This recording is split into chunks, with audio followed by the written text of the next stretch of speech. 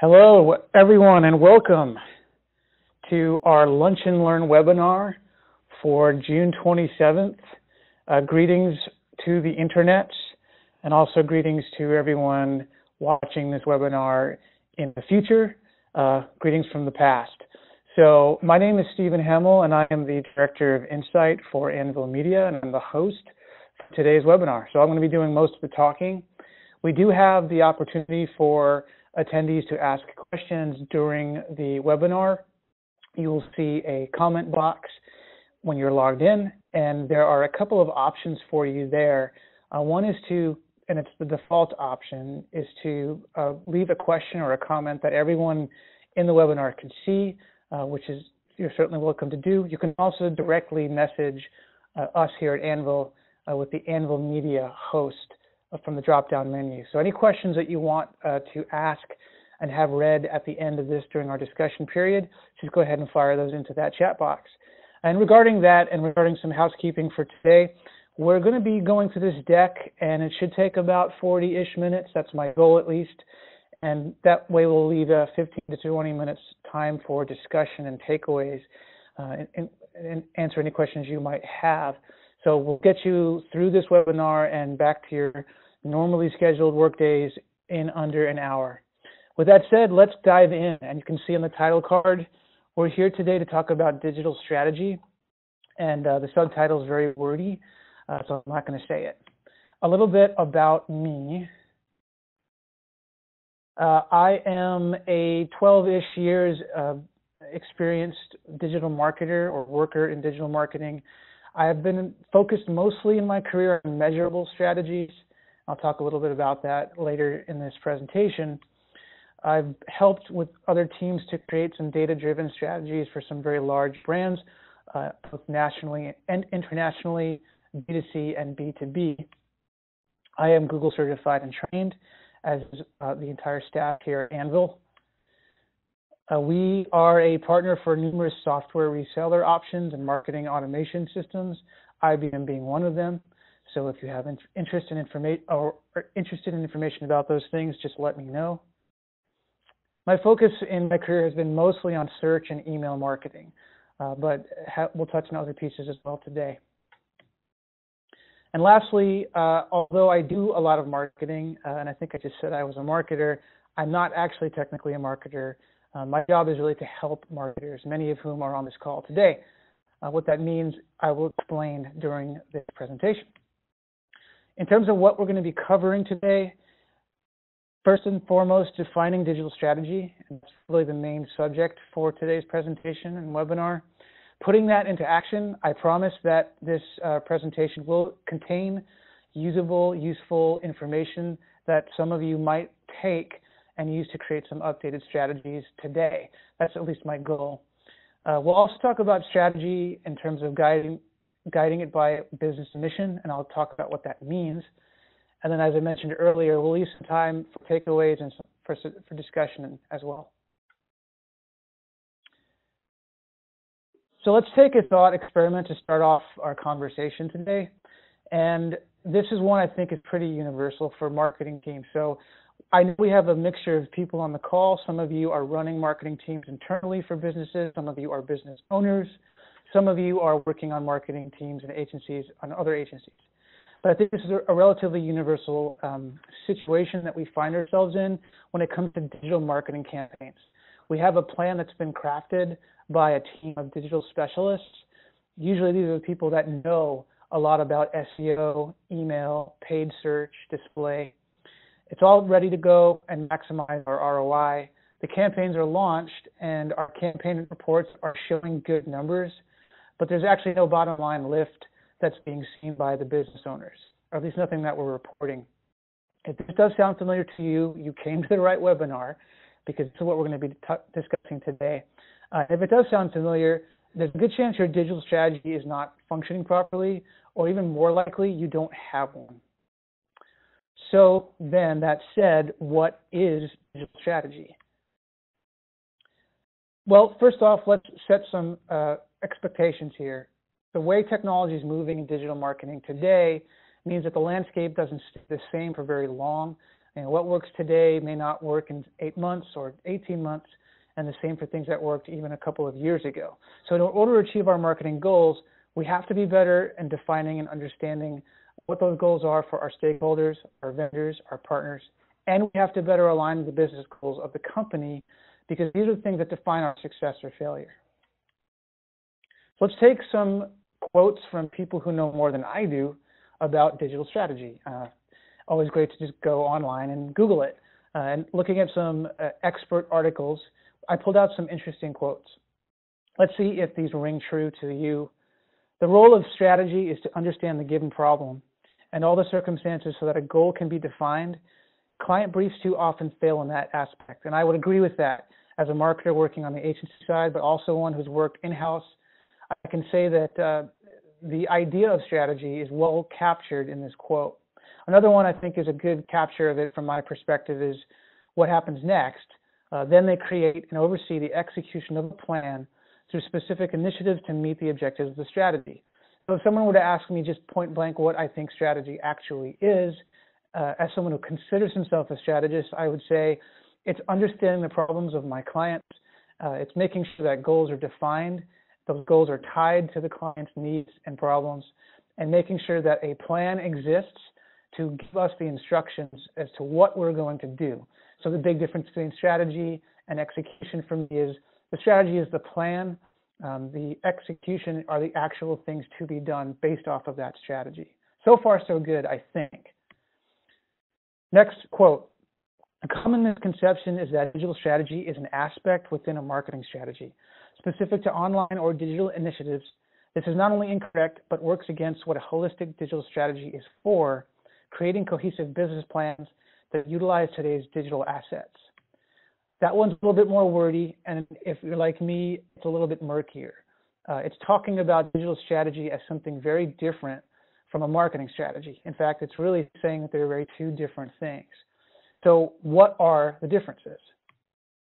A couple more quotes, and I promise you we'll be out of quote land after this slide. Digital strategy focuses on the transformation of the core business, while digital marketing focuses on the marketing elements of the overall strategy. In our experience, most organizations synonymously refer to their digital marketing as their digital strategy. This is a common mistake. And then one last quote. Digital strategy is essentially defining and implementing a marketing plan for the business through tools and tactics like SEO, social media, PR, search engine marketing, content marketing, etc., to enable visits and conversions and to engage customers. So going back to that top quote, and I color-coded it for my own clarity, this idea that the strategy is about the core business goals. It's not about what the marketing team and the marketing plan is trying to accomplish, and really the marketing plan should flow from that strategy. Now we run into the issues and challenges with this. It's pretty often the case for us at Anvil, and it's been the case for much of my career, that the marketing plans I'm either building or working from, they don't really have much of a digital strategy in them. They kind of skip that step. And what happens is the marketing recommendations, they just don't end up getting properly implemented because no one's really clear or on the same page about why marketing recommendations are being made in the first place. So if all of us are doing marketing strategy, but none of us is doing digital strategy, I think this presentation hopes to align on a rethinking of this issue, refining the approach. So how do we do that? Let's take some ideas and thoughts around what are the things that you, your team, your business, or your company is doing under the umbrella of digital marketing. The things basically that budgets are put out for and allocated for. We see here a long list of things that should seem relatively familiar if you've built a certain number of marketing plans in your time. We have things like surveys and focus groups, with stakeholder interviews at the top. We're making personas, we're doing competitor research, we're setting up our analytics, we're doing content plans, we're defining KPIs, we have our channels that are going to be in play, paid, search, social, email. We even may do some measurement and reporting plans at this stage. And if we're getting really fancy, and this is something I do with some of our clients and partners here at Anvil is we start talking about conversion funnel and optimization. How do we think about the customer or the users through that view? And we think about who's doing this work. I feel like in most cases, the business owners are generally far removed from it. It's uncommon, unless the business is very small, that someone who's a direct stakeholder at the core of the business is going to be doing the actual setup or implementation of most of these marketing tasks. Who's normally doing it, I think, are the internal marketing teams for the org, or in conjunction with, or instead hiring out to an external partner to do the work.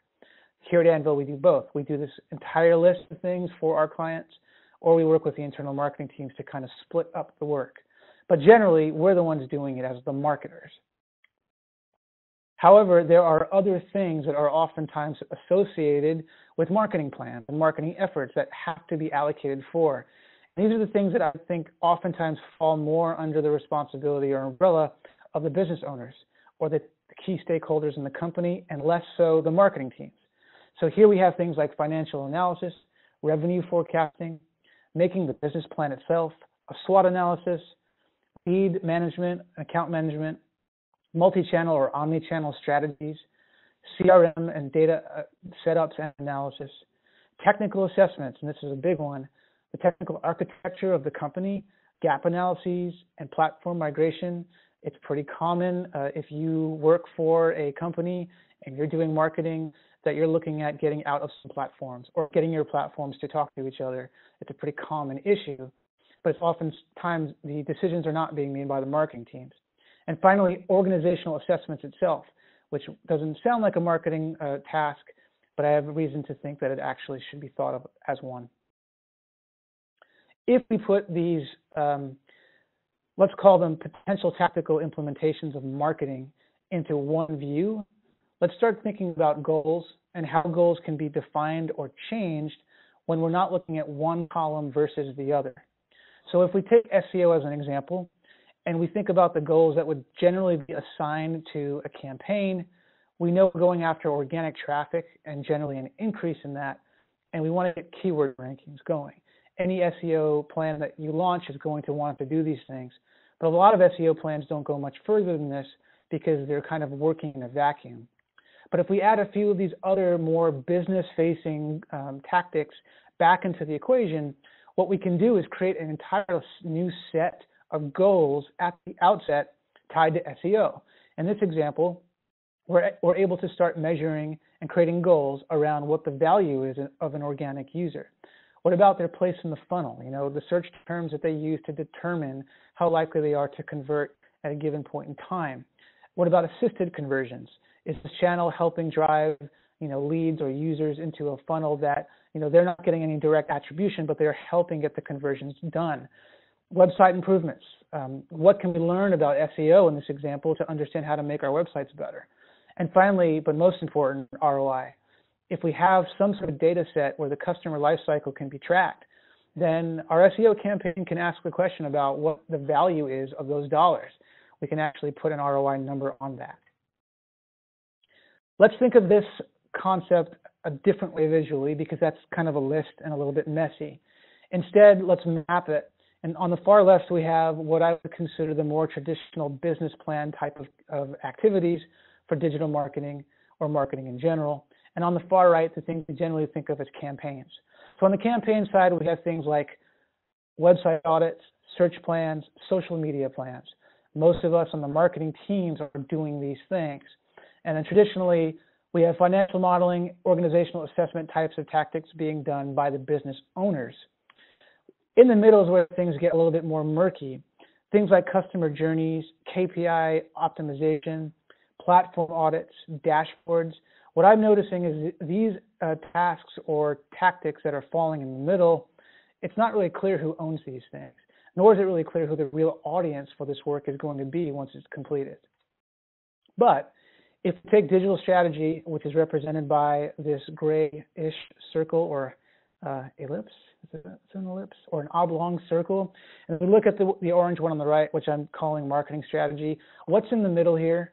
These elements are really the things that I want to talk about today, because they're the things that are getting done, but really without much of a strategic point of view. So my hypothesis and my recommendation is that what's needed from most companies in most industries is a hybrid strategy approach, and has a few core elements. The first is the application of new technologies to existing business activities. So let me explain this. This means exactly what it says, which is whatever new technologies are out there that we're considering using as a company, as an organization, whatever technologies our customers or our consumers are using or thinking of using, we have to make sure our business activities are connected to it. This has to be part of our strategy for marketing, because if we skip this step, we're in a lot of trouble. Second, it's got to relate to the business strategy itself. So assuming your company has a business strategy already, make sure that this digital marketing strategy or digital strategy is going to come after that. So in the order of events, first the business goals are defined, and then this strategy is built before a marketing plan is baked. Next, a process of specifying the organization's vision, goals, opportunities, and even mission. So this strategy document, and I think it is a document for most of us, it needs to have a way to specify what the vision and the goals and mission of the company are. I'm going to get to why I think that's important in a second, and it's not just speak. I think it's directly tied to how we do measurement and reporting. The nice thing about this type of an approach is you can turn the dial up or down as needed depending on what kind of a company you are. So I know we have some people on the line who are at enterprise level companies who are really pushing the boundaries of their tactics, and this approach can be very high level and enterprise focused. You can keep your eyes on customer intelligence metrics, new products, market research, new technical platforms, and really being an innovative brand or an innovative company for its own sake. Meanwhile, and I think maybe the majority of the audience will fall more into this group, where things are more tactical and user-focused right now. We're starting from the ground up with the basics like search optimization, ads, ad spends, website updates and builds, optimizing for mobile devices, and doing e-commerce. But an important question is where you fit into this. So regardless of what role you might have, if you are a business owner, if you are a marketing manager or marketing director, it's important to understand that the term strategy may not fit in your title. Some teams don't even have strategists on their team. Some companies don't even have strategists. But that doesn't really matter, because I don't really see these documents getting created by strategists as much as it should be anyway. So don't really worry about whether the title is there in your company, but about who's going to do the work. Because either way, we're all being asked to wear a lot of hats as marketers. Most of the partnerships I have and clients I work with, they're doing some combination of these things every day, as am I and my coworkers. We're running accounts and trying to get leads fostered. We're managing projects. We're doing strategy, or we're trying. We're responsible for analysis almost immediately, and we're even maybe responsible for growing our business or growing our audience. And the real challenge of this, beyond it being a lot of work, is that the balance has to be found from project to project and from business to business. So in some cases, your business may be more about account creation, lead nurturing, getting people into a funnel, and so that becomes more of a focus of your strategy. In some cases, the strategy itself needs to be the center of attention, because maybe the client or the stakeholders aren't having the ability to stick to it. Most important, though, is when the strategy is gone. So the situation or the examples we've given here in this presentation of sort of that missing gap or link between accounts, project management, business growth, and analysis. If it's not there, this is never going to work. So taking all of this information and putting it into some kind of action. So I did promise a list of actionable insights, for lack of a better term, and that's what this slide is. So when the slide is complete, if you want to take a screenshot, do that, or you can just print this, I think, after you download it. I think we're making this downloadable, maybe. Yes. We are sending this presentation to you after the presentation is done, so take your time with it. So the exercise here for you, and take this internally and tweak it as you feel you need to, is to create a digital strategy by resequencing your digital marketing efforts. I'm going to assume all of you have digital marketing efforts already going. It's rare where you're just starting from scratch. So that's fine. The strategy can be done by resequencing and reprioritizing those efforts immediately. First step is to align with the key stakeholders internally on what your lift would mean this year and next. So make sure we have a consistent answer to the question among all partners, among all vendors, and among, most importantly, the key stakeholders at our org about what Lift actually is. It's very common working on the agency side that we hear one answer from a marketing director and a very different answer from the business owner. Or there are multiple business owners within a company, and each one of them has their own idea of what a truly great lift would mean for the next year. But we need to get a clarity on that. So first, make sure that's understood. Next, revisit your marketing landscape for the next 12 to 18 months and determine what needs to happen first to start showing that lift. And there's no skipping of painful steps in this step. The easy thing to do here is to not account for the challenges that are going to occur when you change your KPIs out to something that's going to be really difficult to achieve, but that's important. We have to go through that process. I think it's worth it to do it in this step. Why that's important is because of step 3. We list all the potential internal challenges that might prevent the work from succeeding further down the road. This is an actual list. This is taking pen to paper and actually coming up with a set of challenges inside the org that might prevent us from actually being able to do anything to get this lift. These challenges could be technical in nature, platform related, they could be political, they could be related to hiring freezes, not enough people on the team, anything and everything.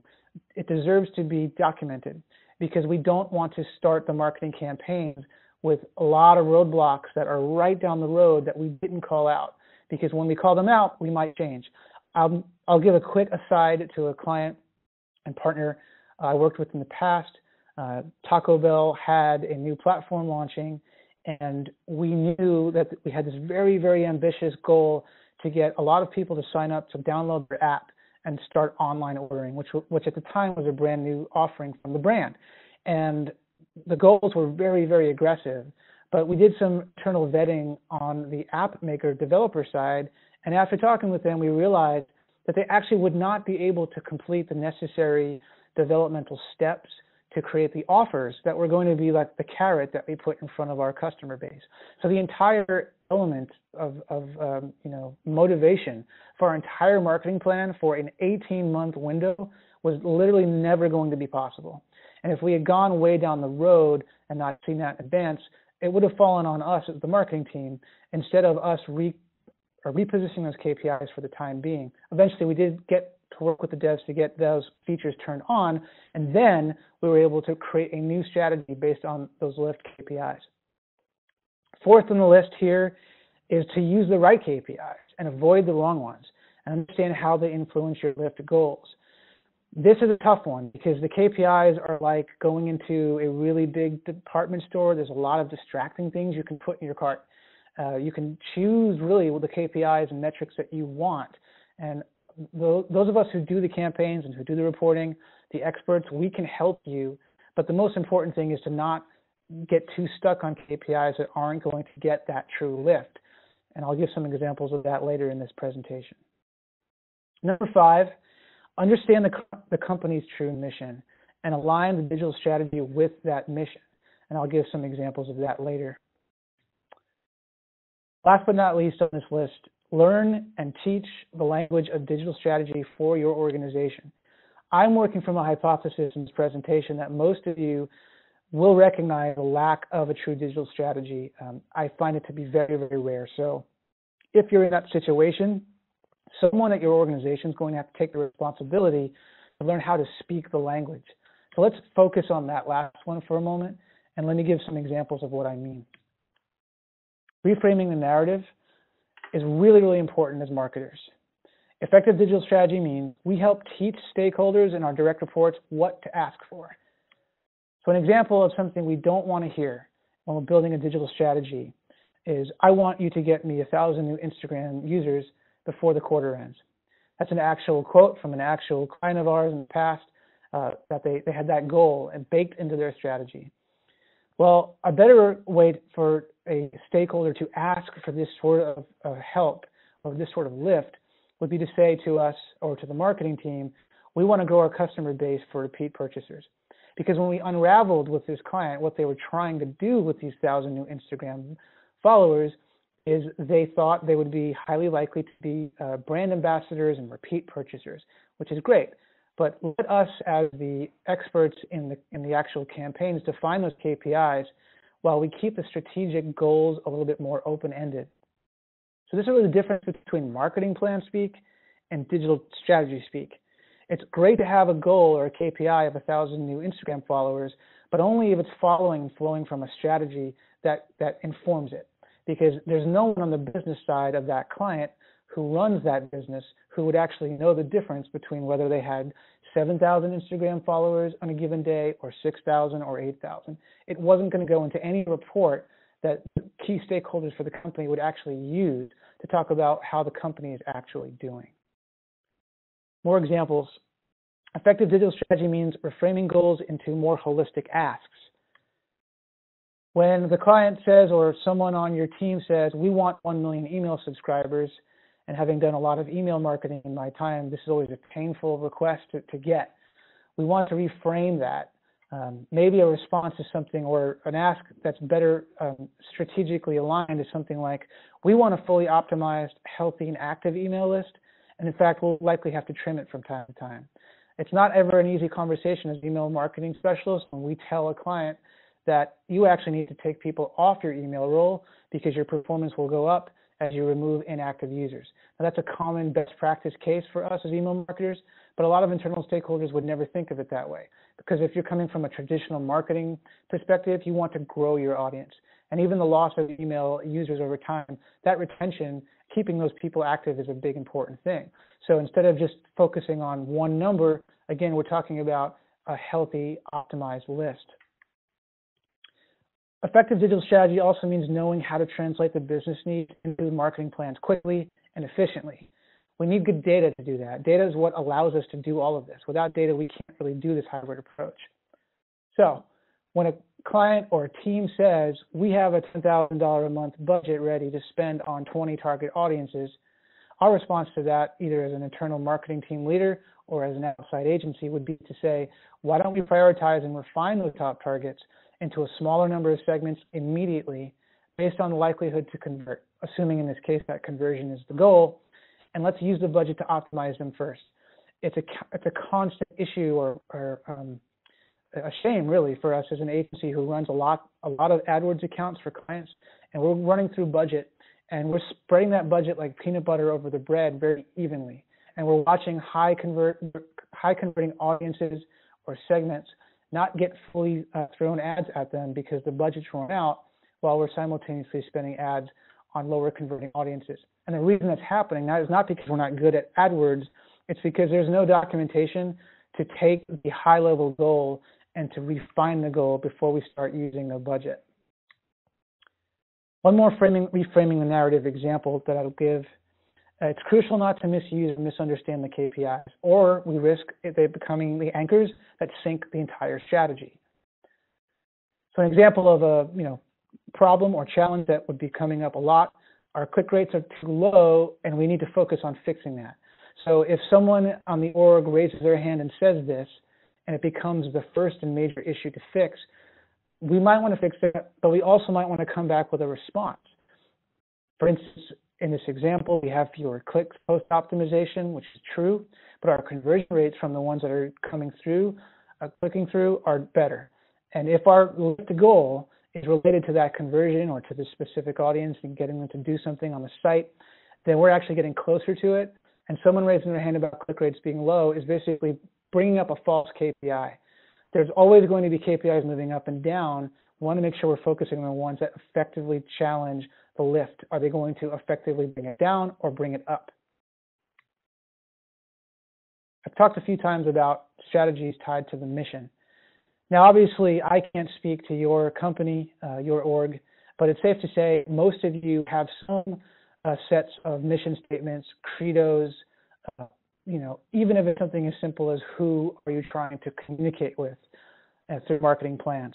But I wanted to take an example of Anvil's sort of mission statements and use them as kind of a guide to have you think about the same thing and how you would answer these questions, because I think they are important. And for Anvil, we have 4: challenge accepted, to become your most valued partner, to delight and elevate, and commitment to passion and growth-mindedness. I think these are pretty universal, so I think they would apply to many of your orgs as well. and looking at them individually. As a strategist making hybrid strategy document, I want to interpret these mission statements and understand what they mean for the digital strategy that I'm going to put together. For challenge acceptance, to me, it means facing internal challenges head on. So don't shy away from the many roadblocks that might keep us from being able to do the marketing we need to do. If they're technical, if they're related to our devs, if they're related to our platform, putting these conversations off does not get us any closer to fixing them. In fact, I really do believe that when the stakeholders are made aware of challenges, it makes it much easier to get challenges overcome more quickly. To become your most valued partner, that is something I interpret as being truth tellers. We talked earlier at the very beginning of this presentation about how we're really living in a data-driven strategy marketing environment now. Data is really powering, or it's the evidence to power most of the decisions that we make when it comes to marketing plans. We have to be able to interpret that data, but also put that data in front of our stakeholders and tell the truth. You know, if things aren't working, or again, if KPIs are wrong, it's worth, I think, having those conversations early. For delighting and elevating, which is a big credo of ours, I interpret that as finding ways to help our teams, both internal and external, innovate. Innovation may not be at the top of your list for your org, especially if you're just trying to get certain things fixed or trying to get into the black. But innovation is something that can be a big differentiator for you no matter what level you're at in terms of customer base, revenue, if you're B2B or you're B2C. It doesn't really matter. There are opportunities to innovate.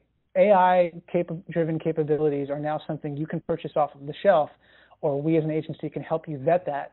And for a very small fee, you can be tapping into very, very powerful marketing tools. But if you don't have knowledge on how to do that and how to push the boundaries of it, you'll end up paying for something you don't use or you're not using correctly. And the last one, and I think the most important one for us as an agency from the mission perspective, is this commitment to passion and growth mindedness. And I interpret that as a lean-in attitude. We try to do that with our partners as an agency, and I think good marketing teams that we work with do the same thing with us and with their stakeholders. They're looking for opportunities in unexpected places. It's not uncommon that a marketing plan is just not going to accomplish the thing that everyone thought it would, but if it accomplishes something of value, and most importantly, if the lift is there, then it doesn't actually matter if we got from point A to point Z in the prescribed path. In fact, those prescribed paths are very, very difficult to keep going. This is why it's so important to be nimble as marketers and to look at that data and make sure the KPIs are correct. So a thought exercise for you is to just ask yourself or fill out the statement. My org's mission is blank, and it means our strategy should blank. And this really should inform the other. Your stakeholders believe in their mission because that's why it is the mission. So making sure that the strategy reflects it, it has this great opportunity when it comes to reporting to be able to put metrics and KPIs up that actually reflect a sort of numbered interpretation of a mission, which is put into words. And a note about reporting. If your org is not great at true digital strategy, it also stands to reason that you don't have any insightful ways to put this data together and to report the value and efficacy of the effort in one cohesive view. But just like before, we need to look at a hybrid approach. On the left, we can see a very typical, high-level stakeholder, business stakeholder report, profit and loss in this case. So we're looking at a lot of dollar figures, and then on the right, we're looking at a very typical marketing dashboard type of report, where we're looking at channel performance. And there's nothing about either of these two dashboards that connect any piece of data from one to the other. So we talked before about that sort of overlapping area of two different traditional areas of focus. The reporting needs that as well. There's a missing report that's going to incorporate the marketing data, but is also going to have access to the financial data, is going to tie a story together of how the marketing data is influencing and affecting the bottom line. But that's for another day. We're not going to have enough time to look at that today, and I am excited to talk with you, some of you, more about that in future one-off conversations. So in closing, if you're doing any of the things we talked about today, if any of this seems somewhat close to your issues or challenges, then I'm going to go out on a limb and say that you are already a part digital strategist. So welcome to the club. and let's get to it. We have reached our discussion portion of the day. It's daytime for most of us. So I'm going to take a pause and just remind everyone that if you have a question that you want to submit, you can go ahead and do that in the comment box. You can even have it be anonymous by just submitting it straight to Anvil Media, the host, and then we will very quickly go through those and read some of that and answer aloud. While Harris gets that list together, I want to give you the high-level points that you see on this slide here. High-level takeaways: digital strategy, it's defined as creating a cohesive business plan, or it's used for creating cohesive business plans that utilizes today's digital assets and is related to the business strategy, which almost always precedes it. Next, marketing strategy and digital strategy are not the same, but the lines are blurred now more than they ever have been before. Next, many traditional business-owned strategies and KPIs need to be shared with the marketing teams. And we know that this is happening slowly. Marketing teams are getting more and more influence over many companies and businesses in terms of KPIs that used to be traditionally just focused on financial, but we need more movement in that direction. Next, resequence your digital marketing efforts based off of your digital strategy.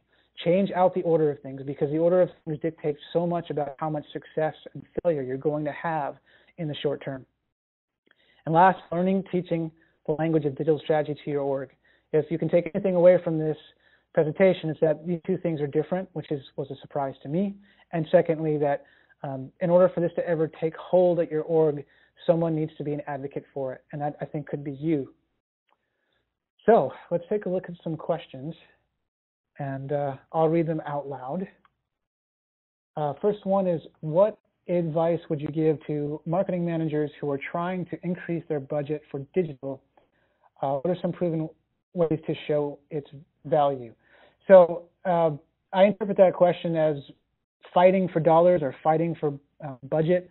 And if your org has a split of dollars going to traditional media, or if you're just trying to pull dollars into marketing from other departments, I think the best potential way to do that is through really strong reports that will have that ROI picture.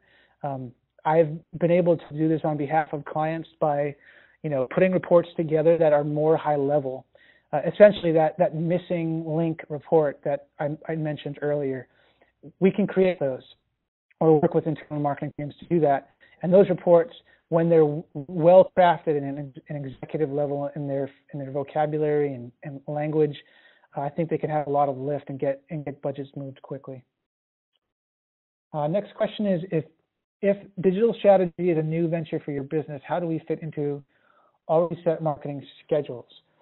I think based off of what I mentioned earlier, you should think about prioritizing your marketing plan based off of this digital strategy. And digital strategy won't necessarily incorporate whatever your traditional marketing plan is. Your traditional marketing plan, just like your digital marketing plan, need to flow out of your overarching business strategy. The digital strategy is almost like the strategy for everything that we're going to do in the digital space. I would almost push back to say the question I'd want to answer or get answered on that is, what is and isn't working about our traditional marketing efforts that's causing us to make a shift? I think most clients I speak with, they're making the shift because the lift is not being seen on traditional marketing efforts the way they used to be. Also, there's a lot of opportunity, of course, with digital in terms of being able to know the ROI and the ROAS in a way traditional marketing doesn't get you. So depending on what the motivation is to do it, I would suggest making sure that the digital strategy is still flowing from the same business strategy that the traditional marketing plan flows from. One more question. You didn't show a report, but if you did, what sort of metrics and KPIs would you expect to include? So in the report that I have in mind, it would really depend on the audience. This is why I didn't create one for this discussion, because it really depends. Are we, consumer facing? Are we e-commerce based? Are we mainly trying to build our brand? Are we doing technology? But depending on the answers to those questions, the KPIs that I think are most important would be the ones I showed in the overlapping graph. So basically, customer journey funnel metrics, In fact, I'm just going to go up to it because I can't remember all of them.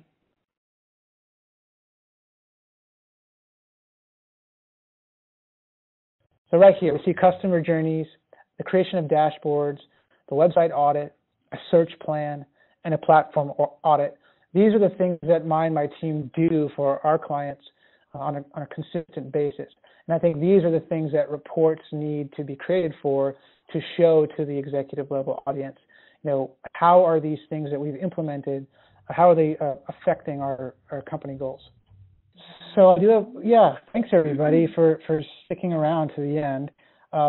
We do encourage you to please go to our news and events page to register for any upcoming webinars. We keep updating that list and schedule over time. July 25th is our next one, which is all about decentralizing a centralized world, an introduction to blockchain marketing, which I am excited about. So yeah, definitely sign up for that. As I mentioned earlier in this presentation, we will make this available for download. We also are recording this so you can listen back if I spoke too quickly. And lastly, do reach out to us with any questions. My email address is here on the screen, which is the easiest way to reach me quickly.